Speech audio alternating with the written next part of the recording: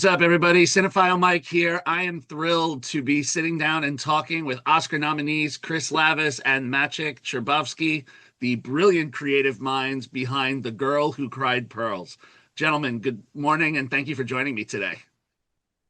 Good Good morning, morning. Mike. How are you? Great. Thanks Thank for you, uh, thanks for talking Cinephile to us. Mike. So let's dive right into this. So, at its heart, this story is about love and loss and greed. When you were developing it, what were the emotional threads that you were most determined to preserve as you were weaving this story together? Emotional threads. That's interesting. Yes, I think that it was more important to us that there be some emotional threads in some way than a lesson, let's say, about greed. We definitely wanted to the idea of this, the boy falling in love with this girl, um, whether whether some part of her was in his imagination or not, is left to the viewer. But his love, his ability, him wanting to do anything to get out of this situation he's in of being, extremely poor and homeless and an orphan in turn of the century Montreal, that was important. I think the some emotional weight to the character of the old man was important to us. Um, but a lot of that is, that comes out of character and dialogue. It's not like I'd say emotion is not a conversation we had a lot when we were working. A lot of it we left up to the performance, to the animation, to the music. You kind of Well, hope it's that's there. a crucial detail actually. It's not like we left it to our composer, but we knew that there has to be a romantic angle to the film, and our collaboration with Patrick Watson, our composer, over 15 years now or so, largely relied on that. We needed him to uh, complement the visuals to sort of finish off the sentence that we I guess posed in the animation and in the script with a musical totality that we knew would determine to a very large degree the emotional value of the film. And his music adds such a haunting emotional layer. It was really like the other character in the piece. Like when you're watching it, this music is just so ominous. Like it doesn't pull the focus, but it's beautifully done. And I have to say, you balance it well. And in part of this, when you were developing the story in this piece, the boy, his choices, they're so deeply human, right? They're so complicated. There's so much involved with, the morality of this. How did you approach writing him so that audiences could, understand what he was going through without, necessarily like letting him off the hook with some of the choices that he makes? That's a good Yeah, there's question. Yeah, go ahead. oh, no, go on, please. No, Sorry, no, we have a delay.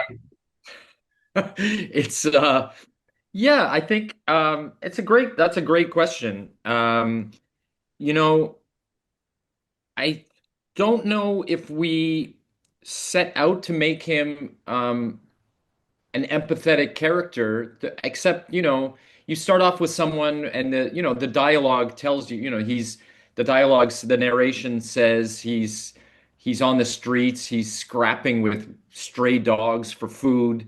He's living next to an apartment where he steals the heat from the apartment next door. I mean, if you're not, I mean, I don't know what kind of heartless son of a bitch you are to not have empathy for that kind of character. If you're the kind of person who says he should get a job, this is not the movie for you. If you're not someone who probably likes romantic fables told in the medium of stop motion. So, Also, I I mean, we think we said, believe in it. Yeah, I think no, go ahead. for us, we argue about morality all the time, and I think the these are ambiguous subjects.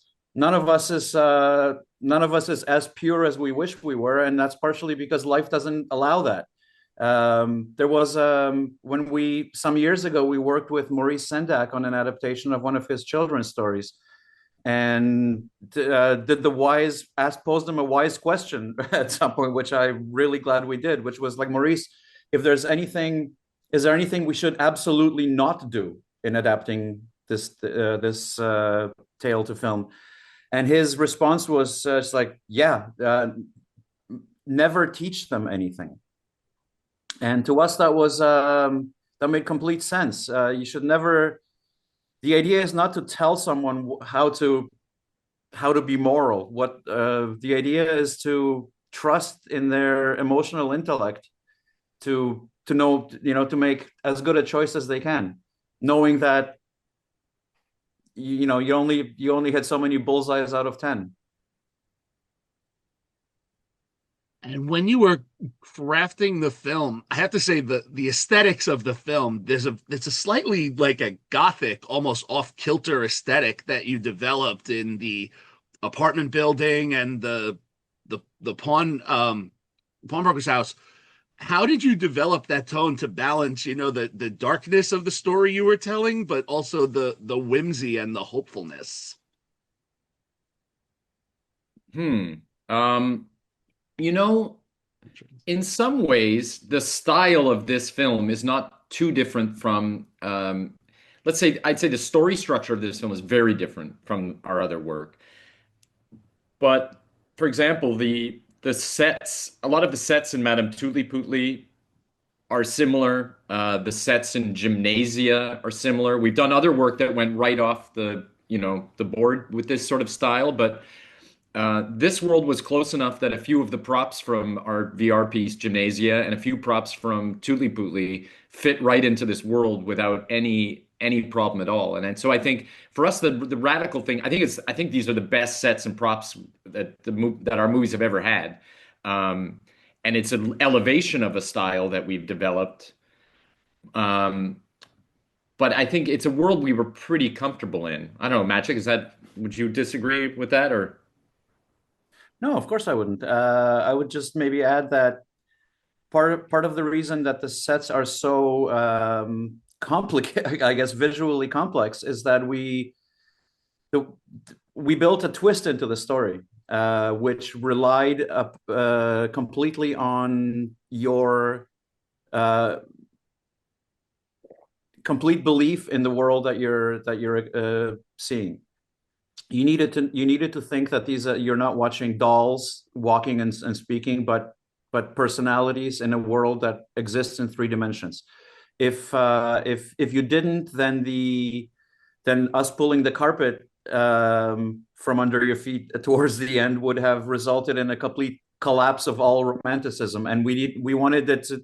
We didn't want to be either romantic or cynical. We wanted to leave something open-ended enough that once you got into the inside of it, you'd be compelled to finish the sentence off for yourself.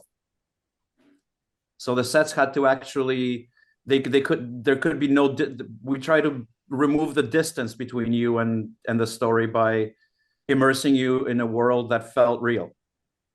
But you could look at honestly, you look at the base of the Rebel Alliance in Star Wars, that same amount of thought is put into objects and details. Like Yep. this is this is this is what good movies do. And if you like good movies and you want to be participate in that world, uh, this is the good ones do this. You feel you actually can, especially world building movies, which in Yeah. some ways that's what we had to do. You want to be able to look at a detail in the back of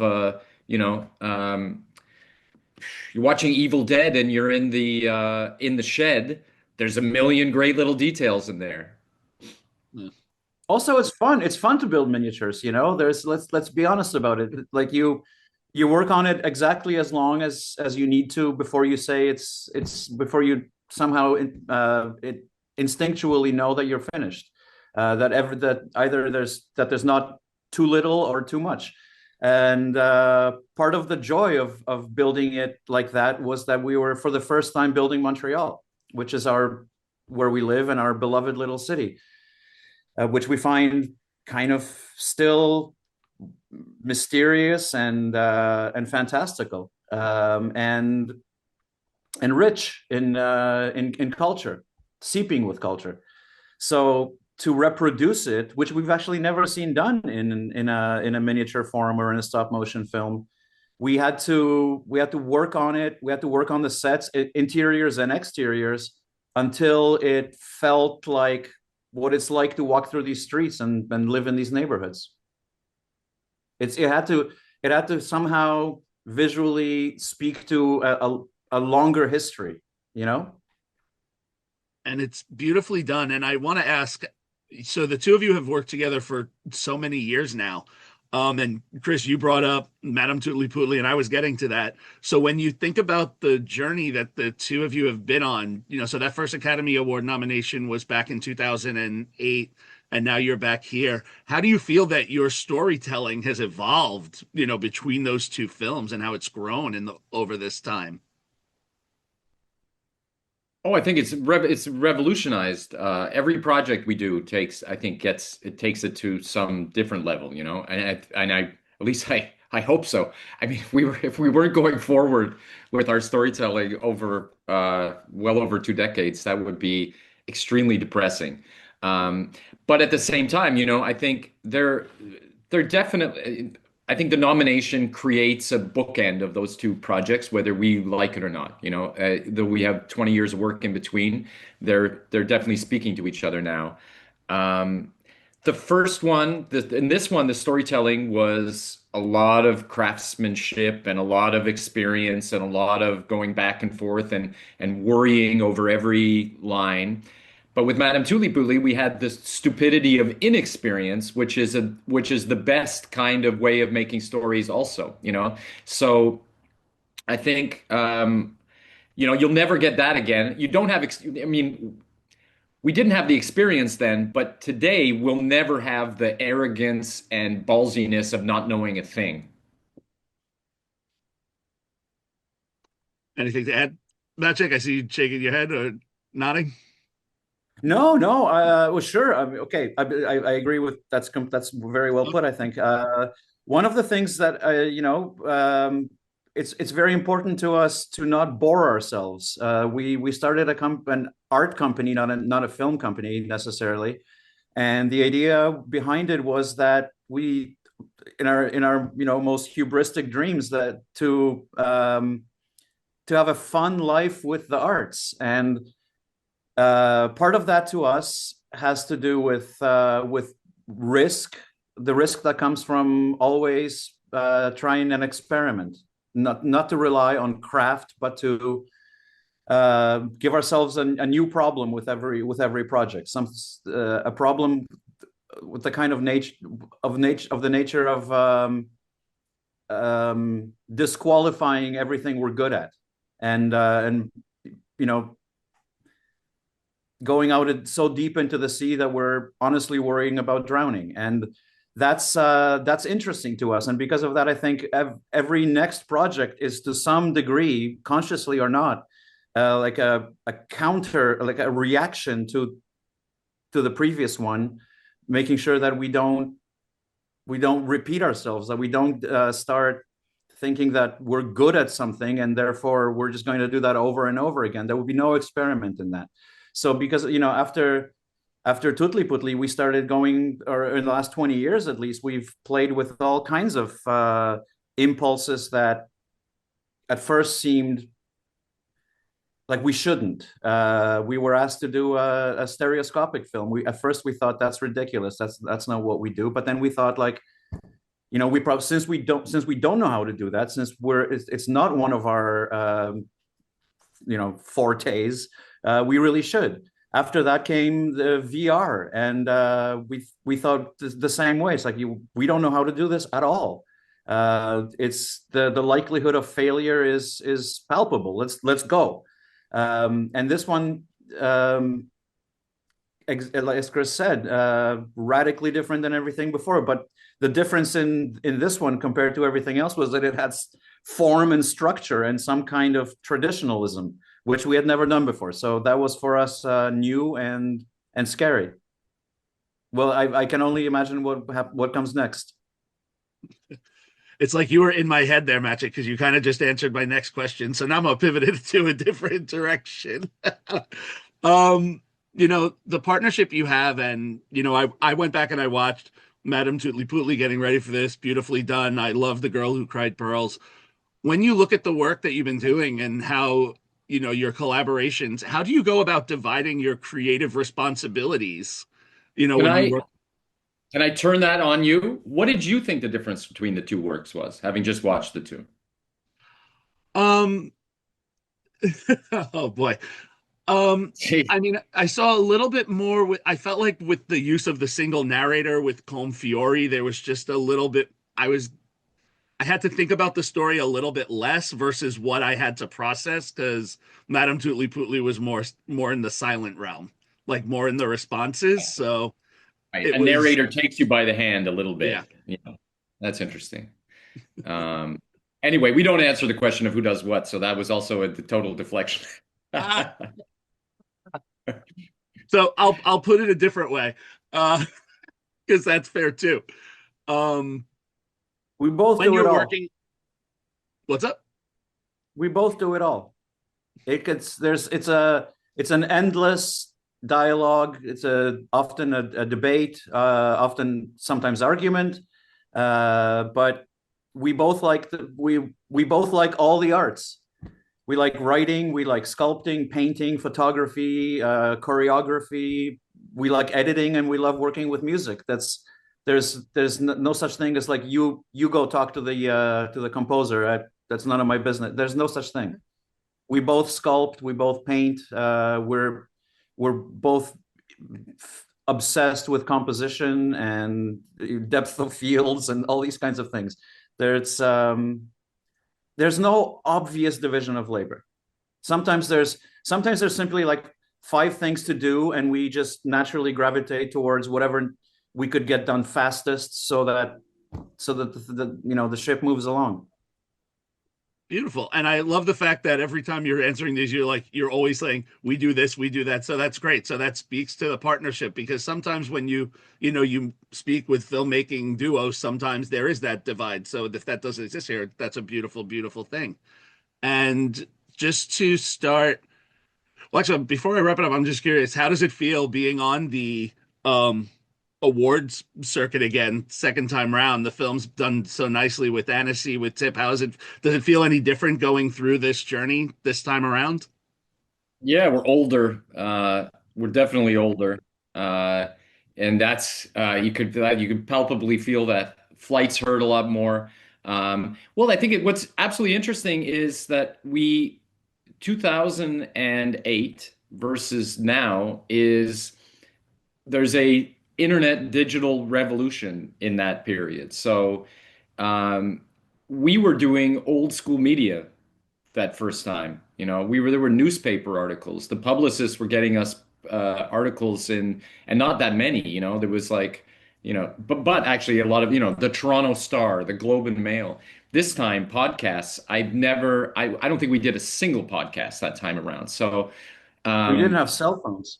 no, we didn't have cell phones. Also, the what's fascinating and actually not in a bad way is the letterbox cinephile culture is Yeah. completely new, and you can watch in a way that, let's say, in the old days, I guess you'd get some idea of how your movie was being perceived in the world by reading YouTube comments, but those could go anywhere. Um, Maybe IMDb, you'd have the number or whatever, which was about my high school math score for our movies. And but this time you can see a conversation really flowing organically and building on Letterboxd, and it's kind of fascinating and terrifying at the same time. I mean, Mike? Are you on Letterboxd? I am. I'm not on it as much as I should be, but I am on there. You're not posting all the time? I'm not. I read, but I'm usually forming my own opinions about things. I don't. It's funny. I'm work as a critic, so I'm trying to present my thoughts to people, but I'm trying not to let other. It's a weird thing. No, I totally understand that. But for us, I mean, we don't even Letterboxd got a bit overwhelming for us because the negative stuff really actually does get to you, even if you don't want it to. And at some point, it's just such a big conversation that, and you're not, you're really eavesdropping. It has nothing to do with you, and the more you know doesn't really help you make things, you know. So, but it is fascinating, and it's a big difference. So just to wrap it up, because I know I have to let you both go in a moment, I want to say the ending of the film, it's such a beautiful open ending and thought-provoking film, like the last frames. What conversations are you hoping that audiences have after the credits roll?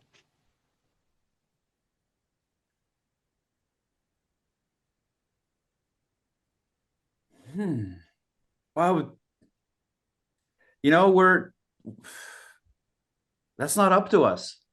We were just Uh, hoping they'd have conversations, frankly. That was actually the goal was, and in some way, that's Part of the yeah. I goal mean, is to not tell people what to think. Part of the thing is to not condescend to a mature audience. People have an intellect of their own. Uh, complex curiosities. Every debate about it that we elicit will be hopefully different.